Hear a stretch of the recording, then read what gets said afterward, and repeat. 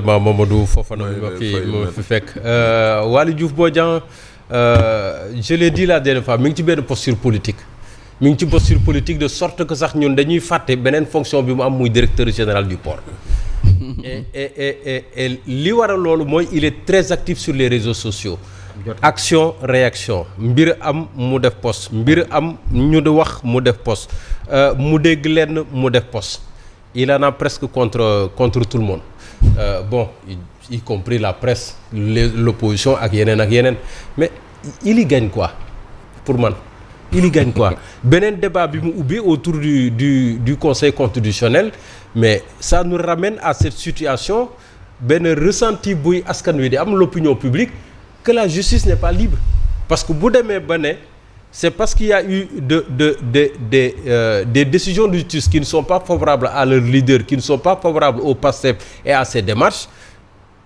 que nañu changer conseil constitutionnel def ko cour constitutionnel oui c'était une recommandation mais ak ni mu koy waxee ak ni koy nit ñi di comprendre ça veut dire que ñeneen ñu nekk ñi war a nekk ci geneen kuréel goo xam ne dañ koy war a teg pour mu jouer à peu près le même rôle que le conseil constitutionnel mais ñooñu ci waawu nguur gi la ñuy dëkk alors qu'il y a ce principe de la séparation des pouvoirs et ñoom ci seen bopp ñoom ñu nekk ci nguur gi ñoom ñoo ci war a mën a taxaw loo tax ma ne la toujours il est dans une posture politique qui fait que beneen aspect bi yeneen fonction yi mu am sax dans l'appareil gouvernemental dans l'appareil étatique dans l'administration nit ñi dañ koy fàtte alors que il y a des urgences le débat de l'heure est un débat éminemment économique et d'ailleurs tey je pense que les choses devraient tourner autour de ça ce plan de redressement économique que nous annonce le Premier ministre fi mu nekk nii xamaguñ ci dara peut-être que boo waxee ci la ñu doo xam parce que ñu bëri boo leen laajee ci diggante bi dañ la ne on attend ñu xam mais un plan de redressement ci loo xam ne newoon nga ne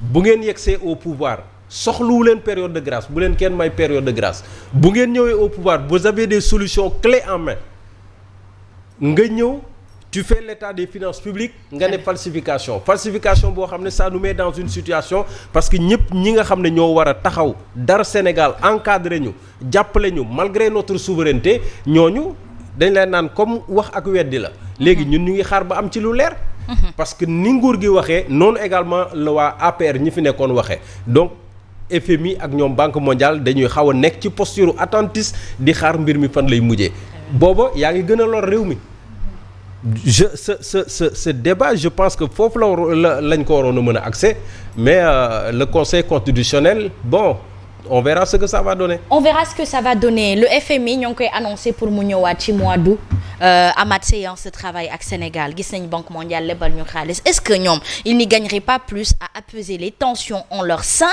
bu ko defee Sénégal mën a jëm kanam investisseurs yi mën a ñemewaat réew mi mën a dellu si waat liggéey ndaw ñi mënaat am xëy. Asma faut en juger à l'aune des dissensions internes. au PASTEF. bu ñu réeroo quoi fii dafa am ñaari PASTEF. ah bon bu ma nee la sànq dualité waaw li ñuy dox ak li Bassirou ñenn ñi di dox ak li Bassirou Diomaye Faye di dox bokkul xam nga. bul fàtte loolu ñoom seen agenda Ousmane Sonko la loolu nag du agenda république la. bon ni ma ko gisee que en attendant on va juger sur pièce. parce que Bassirou Diomaye Faye tam le président si ñoom la bokkoon. mooy dafa mel ni moom tey mi ngi ci benn agenda wu république bi. effectivement même booy xool FMI seen dernière sortie dafa mel ni am na perspective yoo xam ne nii xaw na reluisante. asma question boobu nag la ñu war a poser léegi. parce que ñi ngi intégré. kii war Sénégal quoi xam nga am lu ñu ko baal. te boo xoolee FMI nag dafa am double langage. mais loolu yëfu diplomate la. diplomate noonu lay waxee. loo xam du leer. di comprendre il faut nga am dégg-dégg jëlee li ca biir quoi. dëgg la parce que buñ ne dañuy suspendre seen yëpp ak Sénégal ndax affaire chiffres yi Sonko waxoon leeragul ba tey. ba tey preuve yi génne wuñ ko ñoom ñi ngi commencé annoncer ay perspectives yoo xam ne yu xaw a clair la est-ce que du finalement dafa am déggoo diggante ñoom ak Bassirou Diomaye Faye.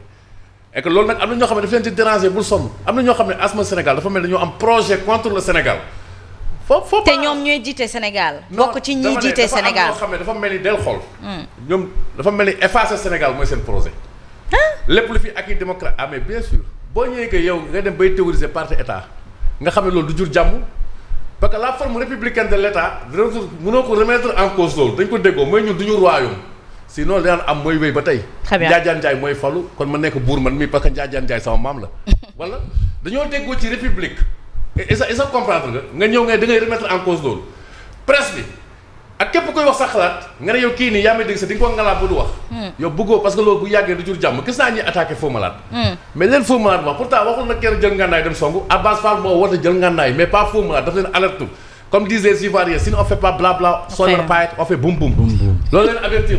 xool dégg bala ngaa lakkale. très bien. parce que nag du chaque jour la bàyyi di tabaski toujours ma toog fii di leen ko wax def leen attention. yaa may dégg que et cetera après ñu attaqué ñun magistrat yi mais finalement il reflète toutes les formes instituées li nga xam ne mooy Sénégal mooy kennu Sénégal yi. yaa may dégg moo tax dañoo war a toog tey ñu introsé ci yenn agenda yi quoi xam nga et même sa Waly Diouf Bodiang là parfois dans un autre pays les journalistes se seraient arrêtés pour s'introser qui est cet homme là. un inspecteur des impôts bu nekk chargé de sécurité benn parti politique. lan la aw fay comme mooy Waly Diouf Bodiang bi lu tax mu nekk le maître des horloges. très bien le naar bi ndaw bi di wax rek ca xayma ba la ko déggee. dañu war a attention et avertir le peuple sénégalais. depuis atam ba tey ñu ngi wax ak yéen. très bien yaa ngi dégg nit ñi di coxataan seen bopp di reetaan. très bien ils se voient la face pour ne pas voir la vérité. il faut faire très attention Asma Khadija. En tout cas le plan de redressement Simon Pierre Faye est reporté à vendredi prochain. Donc ñoo ngi toog di xaar dañuy xaar ba xëy na bu ñu gisee mais. merci de l'info. oui voilà dañ ko renvoyer ba vendredi prochain. non waaye moo taxoon ma sol costume bu ñuul ñu doon xaar. oui vendredi prochain c'est bon oui. le premier août. nga renvoyé. non nañ bàyyi renvoyé plan de redressement c'est urgent loolu. waaw rapidement balaa Mambay di kii xam nga pour mbirum FMI bi. waxoon naa leen fii ne leen le président bu mu demee aux États-Unis rencontré na waa FMI.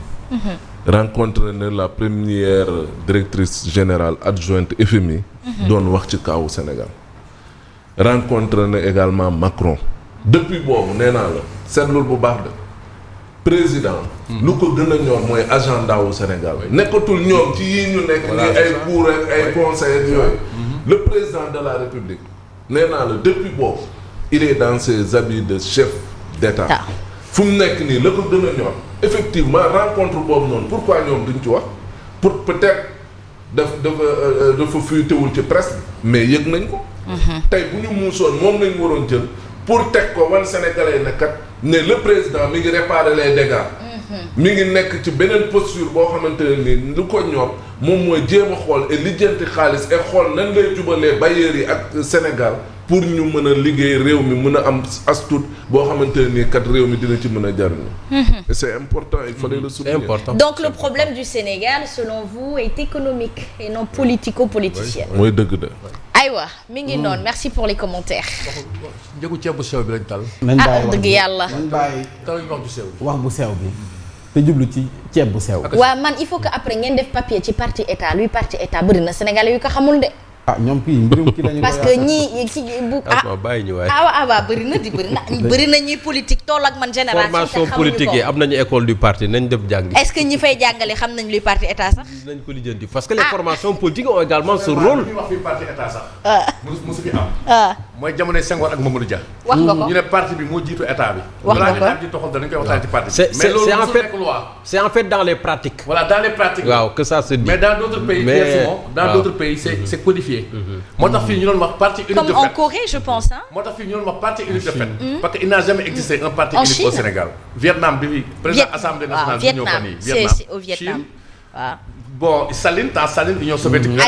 aywa dinañ ci def benn papier sénégalais yi mën a xam luy parti état ak ana lan moo tax ñuy gis Pastef di fragiliser les institutions.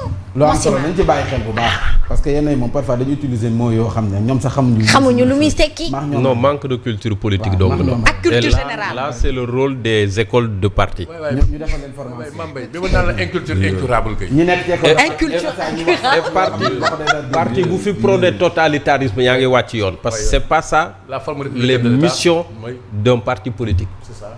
très bien ku ko def dañ la war a dissoudre. dañ la war a tëj sax koy wax. Simon. ay Samba Sow nee na moom mooy ki nekk Eaux et Forêts fii seen pépinière bi nekk foofu. waaw jox na la cadeau d'anniversaire jox na la citron goyave corossol donc booy ñibbi jox na doomu baykat bi lu mu gën a bëgg lu ma bëgg merci à toi ñu jox la plan nga dem jëmbat ko ca kër. jërëjëf merci beaucoup docteur Diop depuis Mbao Khady Tano tey la anniversaire am sama sœur boobu depuis Rufisque dundal wéral ama jàmm. joyeux anniversaire valorisation mu ngi ñuy teewlu ñu leen di nuyu bu baax bari ngeen loolu di ñu teewlu waxtu yu jotee ngeen nekk au rendez-vous man dama doon xaar le 28 bi tey plan de redressement bi ngir ma gën a mën a jubbantiku waaye apparemment comme dàq nañ ko nañ dëng ba tey rek en attendant di xaar redressement bi daal di ñëw. tu penses que le plan là peut régler à court terme tous les problèmes du Sénégal. mooy Ilimane Diédhiou moo woote jubbanti ku kay plan buy jubbanti aywa ñu yegg ci kaw tribune bi démb sama benn papa damay dugg sama oto rek mu dab ma Médine saa bu ma daan gis temps bi Pastef bi yëngu dafay mel ni ku may bëgg dóor li ngeen nekk si télé bi ko wax du benn yoon bàyyi leen wa il faut ñu soppi réew mi te ñi ñoo ko mën a man daal démb damay ubbi rek mu ne taxawal ma taxaw ni sa buntu oto mu ne ma yéen rek am dëgg